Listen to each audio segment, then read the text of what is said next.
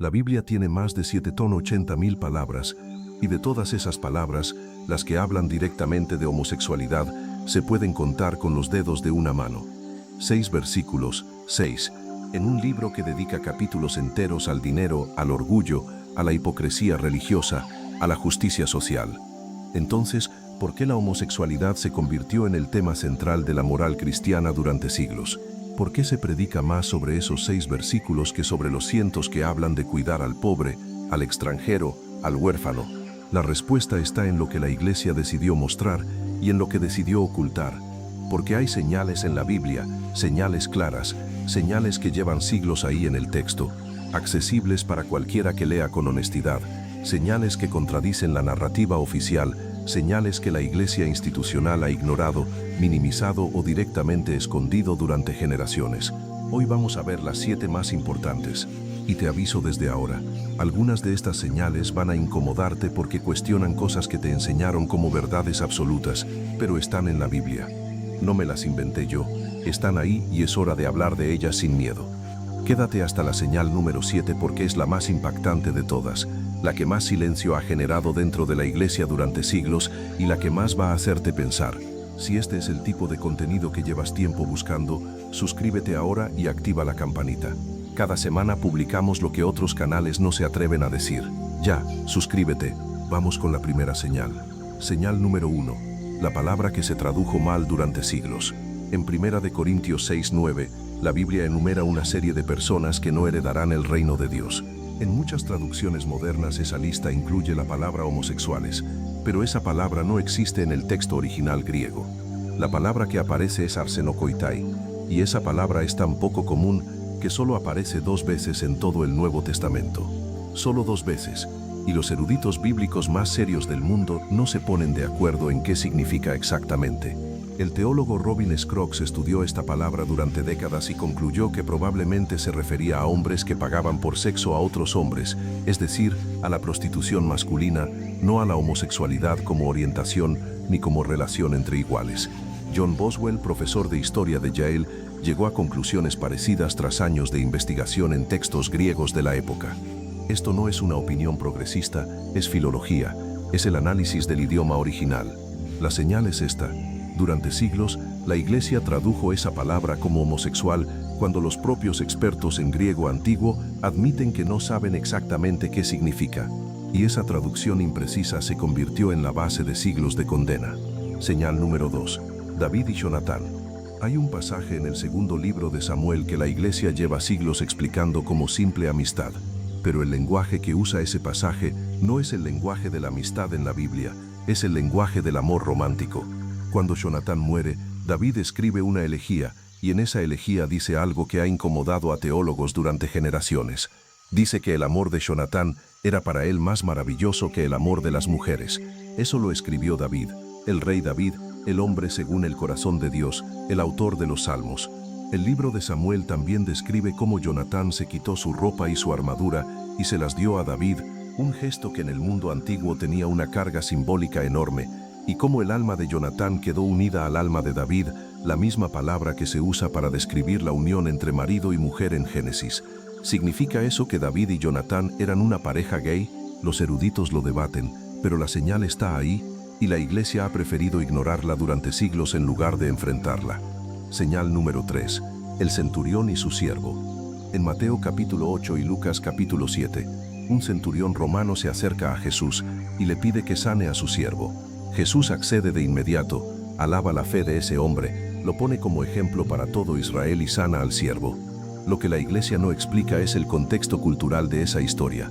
La palabra que Lucas usa para describir la relación entre el centurión y el siervo es entimos pais, que en el griego de la época podía significar siervo querido, pero también tenía connotaciones de relación íntima entre un hombre mayor y uno más joven.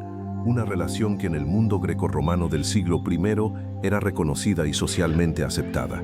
El teólogo Theodore Jennings y el estudioso Tatzion Ben-Eliu analizaron este pasaje en profundidad y señalaron que la audiencia original de ese evangelio habría entendido perfectamente la naturaleza de esa relación. La señal es esta: Jesús no preguntó nada, no corrigió nada, No condicionó la sanación a ningún cambio en la vida del centurión, simplemente lo ayudó y lo alabó. Señal número 4. Los eunucos de Isaías. En Isaías capítulo 56, Dios hace una promesa directa a los eunucos. Les dice que en su casa y dentro de sus muros les dará un lugar y un nombre mejor que el de hijos e hijas, que les dará un nombre eterno que nunca será borrado. En el mundo antiguo, los eunucos eran personas que vivían fuera de las normas de género y sexualidad de su cultura. Muchos de ellos eran excluidos de la comunidad religiosa de Israel. La ley de Deuteronomio 23 los excluía explícitamente de la congregación, pero Isaías les hace una promesa de inclusión directa de parte de Dios. Un lugar dentro de la casa de Dios, un nombre que no será borrado. Dale like a este video ahora mismo si estás aprendiendo cosas que no sabías. Ese like ayuda a que este contenido llegue a más personas que llevan años buscando respuestas honestas. Dale like, gracias. Seguimos con la señal número 5. Señal número 5. Ruth y Noemí. El libro de Ruth es uno de los libros más hermosos de toda la Biblia y contiene uno de los textos de compromiso más poderosos de las Escrituras. Cuando Noemí le dice a Ruth que se vuelva con su pueblo y sus dioses, Ruth responde con palabras que han emocionado a creyentes durante generaciones. Le dice que donde ella vaya ella irá, que donde ella muera ella morirá, que solo la muerte la separará. Lo que pocas iglesias mencionan es que esas palabras se usan hoy en ceremonias de boda en todo el mundo, que ese lenguaje de compromiso absoluto, de unión indisoluble, lo pronuncia una mujer hacia otra mujer en el texto bíblico. ¿Significa eso que Ruth y Noemí eran amantes? El texto no lo dice explícitamente, pero la señal es esta. El lenguaje más hermoso de amor y compromiso en todo el Antiguo Testamento está entre dos mujeres, y la Iglesia ha pasado siglos usándolo en bodas heterosexuales, sin mencionar nunca de dónde viene. Señal número 6. El ángel de Sodoma. La historia de Sodoma es quizás el argumento más usado durante siglos para condenar la homosexualidad. Dios destruye Sodoma por su pecado, y la Iglesia identificó ese pecado con la homosexualidad durante generaciones. Pero hay un problema. La Biblia misma explica cuál fue el pecado de Sodoma y no es el que te enseñaron. En Ezequiel 16:49, Dios le habla a Jerusalén y le dice esto: mira, esta fue la iniquidad de tu hermana Sodoma. Soberbia, saciedad de pan y abundancia de ociosidad tuvieron ella y sus hijas, y no fortaleció la mano del afligido y del menesteroso. Soberbia, exceso, indiferencia ante el pobre. Eso es lo que Dios identifica como el pecado de Sodoma en el propio texto bíblico. Y en Lucas 10, cuando Jesús habla de Sodoma, lo hace en el contexto de ciudades que no recibieron a sus mensajeros, es decir, en el contexto de la falta de hospitalidad, no de la homosexualidad. La señal es esta.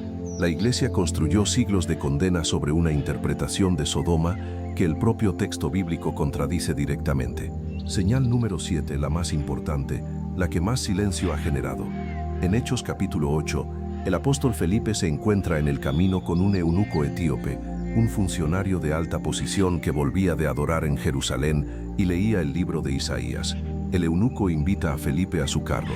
Felipe le explica las escrituras y al llegar a un lugar con agua, el eunuco hace una pregunta que lo cambia todo. Pregunta: ¿qué impide que yo sea bautizado? Piensa en esa pregunta un momento. El eunuco sabía perfectamente lo que era. Sabía que la ley de Deuteronomio 23 lo excluía de la congregación de Israel. Sabía que vivía fuera de las normas de su cultura. Y aún así preguntó: ¿qué impide que yo sea bautizado? Y Felipe no puso ningún impedimento. No le pidió que cambiara. No le explicó que primero tenía que resolver su situación. Simplemente lo bautizó ahí mismo, en ese camino sin condiciones. Y el texto dice que el eunuco siguió su camino gozoso. Esa es la señal más poderosa de todas, porque no es un debate teológico, no es una palabra en griego antiguo que hay que analizar, es una historia de alguien que vivía fuera de las normas de su cultura y su religión, que se acercó al Evangelio con una pregunta honesta y que recibió como respuesta no una lista de condiciones, sino agua y gozo. Esa historia está en la Biblia, lleva siglos ahí y la Iglesia prefirió no predicarla. Si llegaste hasta aquí, eres exactamente el tipo de persona para la que hago este canal. Alguien que no le tiene miedo a las preguntas difíciles, alguien que quiere leer la Biblia completa, no solo los versículos que confirman lo que ya le enseñaron. Necesito que hagas 3 cosas ahora mismo. Primero, escribe en los comentarios cuál de estas 7 señales te pareció más impactante.